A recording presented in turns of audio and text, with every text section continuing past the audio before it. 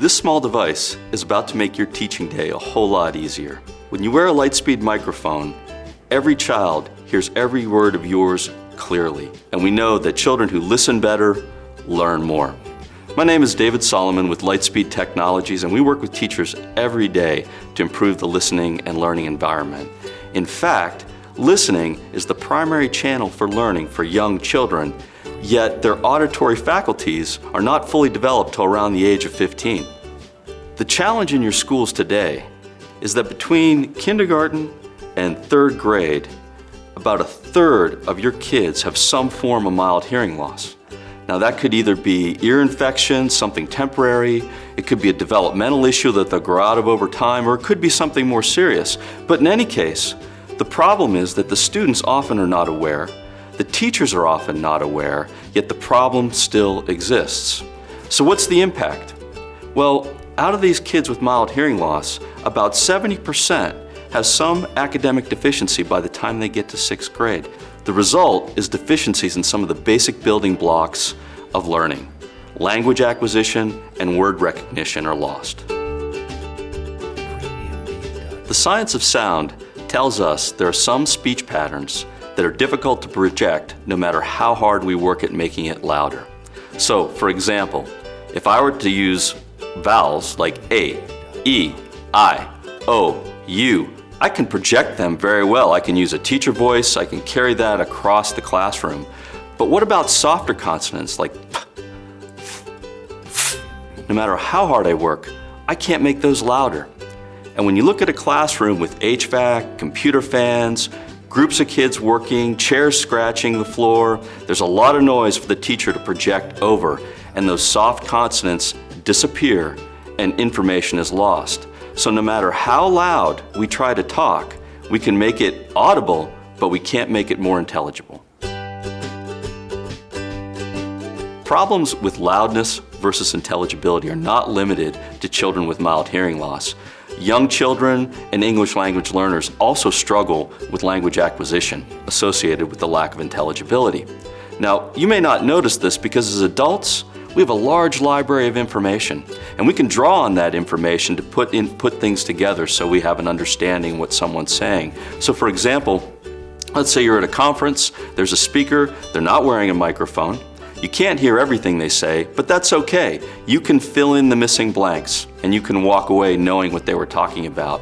For young listeners, this isn't the case. They don't have that library, and much of the information that you try to communicate to them is lost.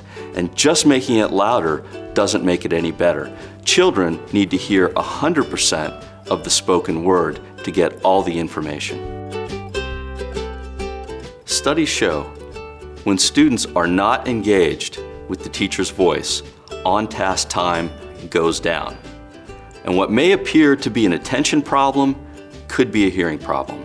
Teachers who use a Lightspeed mic throughout the day report less redirection, increases in classroom productivity, and fewer special education referrals.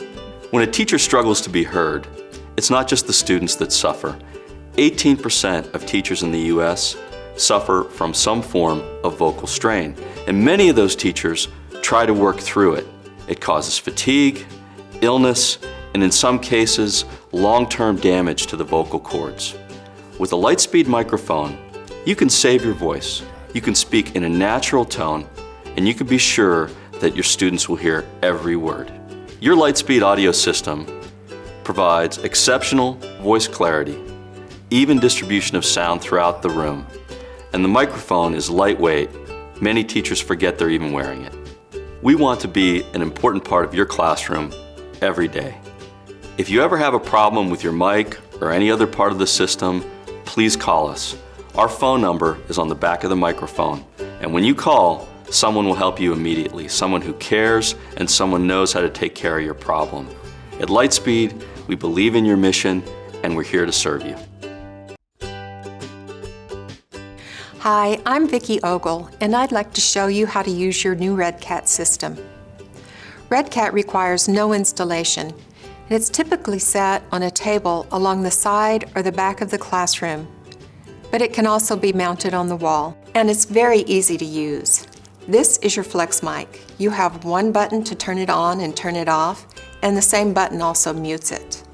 It hangs comfortably around your neck with the magnetic lanyard, and you have adjusters on either side so you can adjust it to the proper length. It needs to be sitting just below the collarbone. That puts it in the proper position so that there's clear audio throughout the classroom.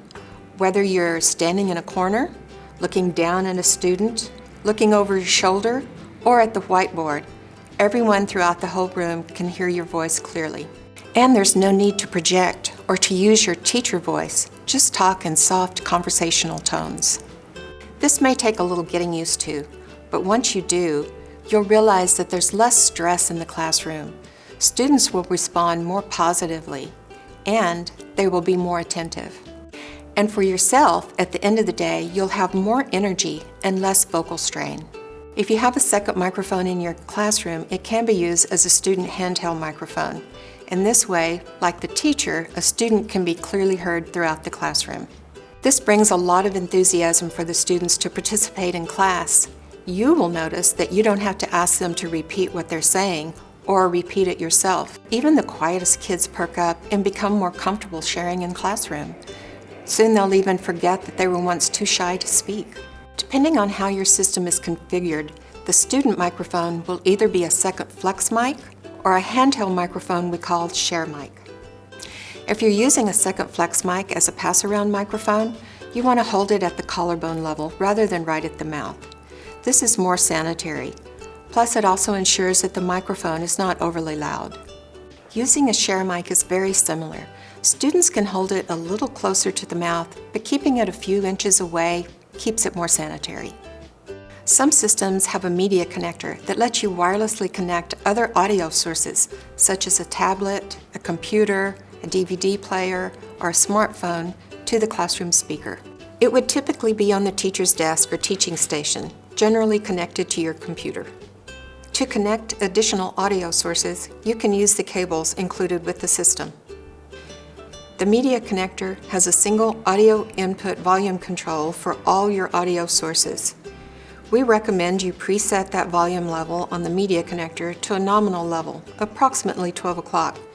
Then use the volume up or down on your computer or other source for regular adjustments.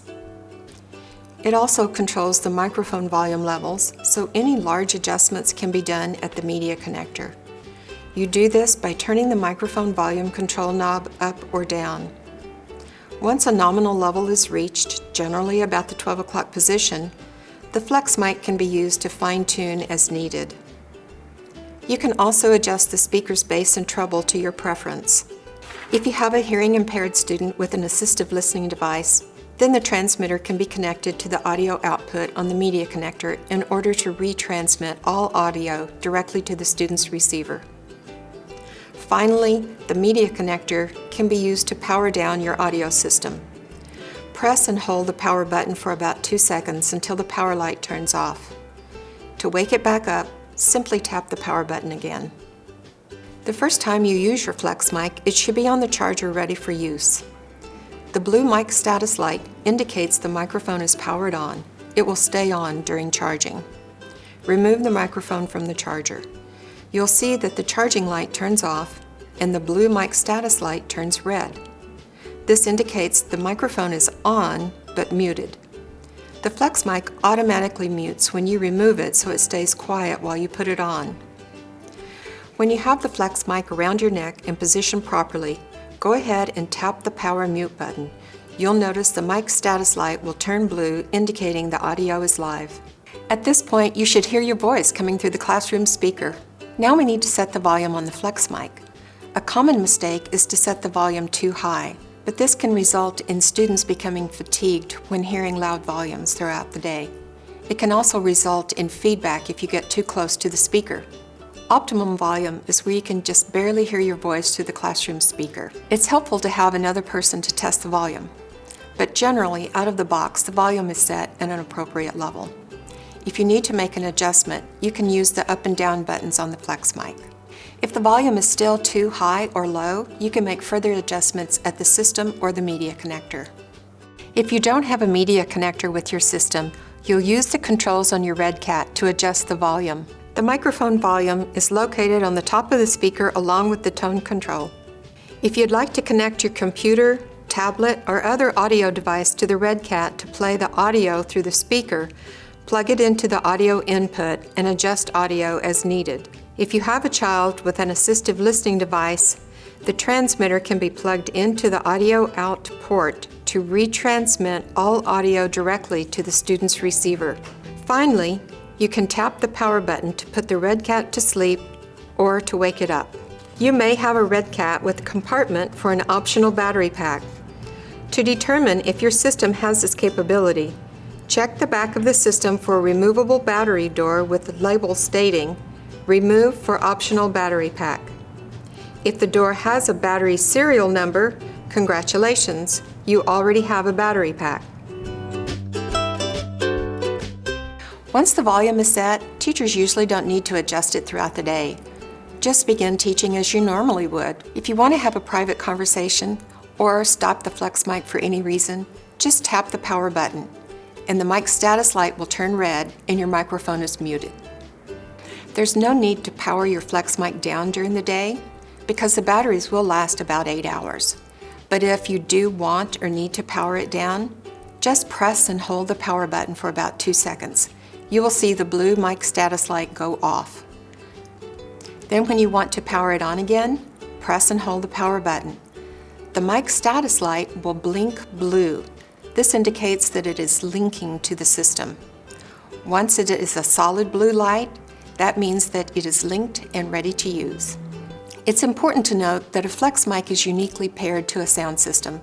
For example, you can't take it next door and broadcast through another classroom system.